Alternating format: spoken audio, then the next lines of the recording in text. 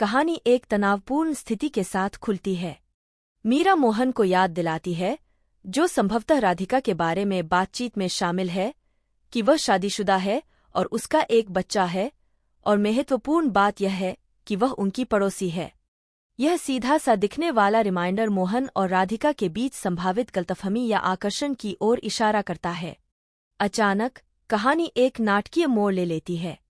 हम राधिका को देखते हैं, जो व्हीलचेयर का इस्तेमाल कर रही है, घर में प्रवेश करती है और कदम्बरी को ठीक समय पर रोक देती है ताकि उसे छिपे हुए चाकू से वार करने से बचा सके।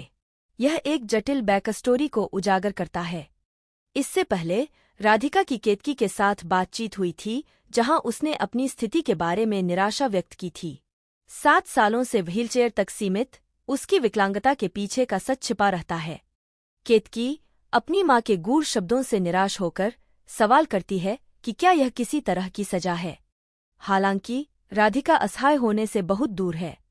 वह अपनी ताकत और केतकी या उसकी मां के साथ फिर से जुड़ने में रुचि न होने का दावा करती है, जिसे वह अपने जीवन से बाहर निकाले जाने के लिए दोषी ठहराती है।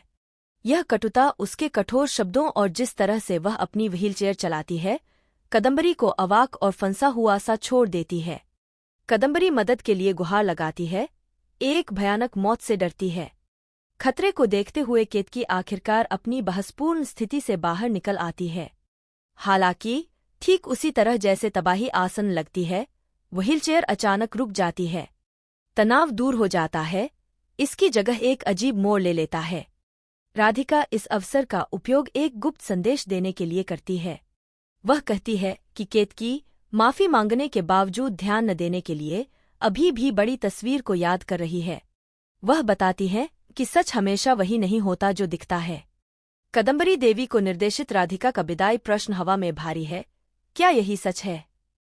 यह सवाल छिपे हुए चाकू, उसकी विकलांगता की असली प्रकृति या शायद पूरी तरह से गहरे रहस्य का उल्लेख हो सकता है। केतकी अपनी शुरुआती अवज्ञा से आखिरकार हिल गई, राधिका के शब्दों के भार को समझती है।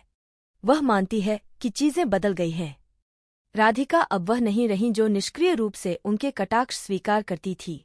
केतकी कार्रवाई करने की कसम खाती है, शायद अपनी मां की रक्षा करने या सच को उजागर करने के लिए। कहानी अनसुलझे संघर्ष की भावना के साथ समाप्त होती है। राधिका की दुर्घटना के पीछे का रहस्य और उसके इरादे गुप्त रहते हैं।